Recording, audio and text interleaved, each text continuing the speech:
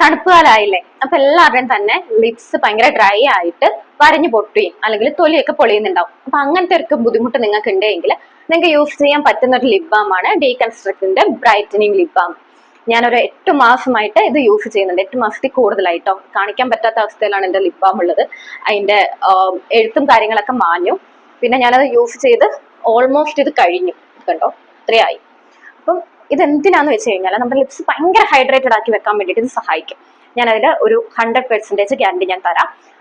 Lips നല്ല രീതിയിൽ hydrated ആക്കി ഒറ്റ യൂസിൽ തന്നെ നിങ്ങൾക്ക് അതിന്റെ മാറ്റം തിരിച്ചറിയാൻ വേണ്ടിയിട്ട് പറ്റും. അതുപോലെ തന്നെ പിഗ്മെന്റഡ് ലിപ്സിനും ഇത് നല്ലതാണ്. ഇതിൽ 1% വിറ്റാമിൻ സി അടങ്ങിയിട്ടുണ്ട്. അതുപോലെ തന്നെ SPF 30 അടങ്ങിയിട്ടുണ്ട്. പിഗ്മെന്റഡ് ലിപ്സിൽ പിഗ്മെന്റേഷൻ മാറാനാണെങ്കിൽ നിങ്ങൾ ഒരു 3 വീക്കൊക്കെ യൂസ് ചെയ്ത് കഴിഞ്ഞാൽ മാത്രമേ നിങ്ങൾക്ക് അതിന്റെ മാറ്റം തിരിച്ചറിയുള്ളൂ. പക്ഷെ ഡ്രൈ ലിപ്സിന് വേണ്ടിയിട്ടാണ് നിങ്ങൾ യൂസ് ചെയ്യുന്നതെങ്കിൽ ഫസ്റ്റ് യൂസിൽ തന്നെ നിങ്ങൾക്ക് അതിന്റെ വ്യത്യാസം തിരിച്ചറിയാൻ വേണ്ടിയിട്ട് പറ്റും. ലിപ്പ് നല്ല പ്ലംബി ആയിട്ട് ഇരിക്കാൻ വേണ്ടിയിട്ട്, നമ്മുടെ ആ ഡ്രൈനെസ് മാറ്റാൻ വേണ്ടിയിട്ട്, അല്ലെങ്കിൽ തൊലിയൊക്കെ പൊളിയുന്നുണ്ടെങ്കിൽ അതെല്ലാം കംപ്ലീറ്റ്ലി മാറ്റാൻ വേണ്ടിയിട്ട് ഈ ലിപ് ബാം ഹെൽപ്പ് ചെയ്യും. ഇനി പിഗ്മെന്റേഷൻ മാറണമെങ്കിൽ കുറച്ച് മന്ത്സ് നിങ്ങൾ കണ്ടിന്യൂസ് യൂസ് ചെയ്യാം.